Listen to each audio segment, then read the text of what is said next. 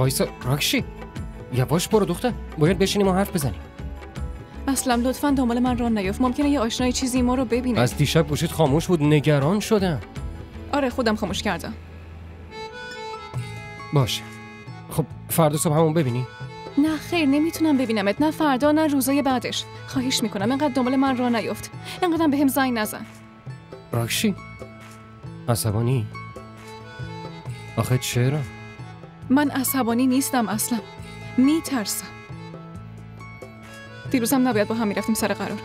اگه بابا ما رو میدید چی؟ همونجا منو میکشت. ولی ندید که. به احتمال زیادی که دیگه ما رو دیده. بابا من ممکنه ببینه. قرار گذاشتن درست نیست. اصلا منو به کشتن میدی. برعکس من میمیرم راکشی.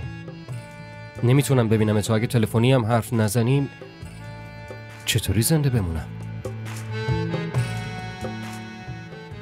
بحث یه قدم دیگه هم بر نداری یا؟ تو رو خدا انقدر دنبال من راه نیفت، وگرنه همینجا روی زمین میشینم.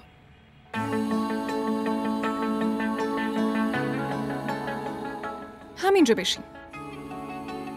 راکشی وایسا.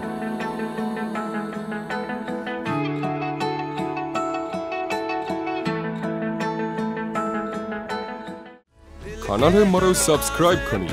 حمایت شما به ما روحیه میده.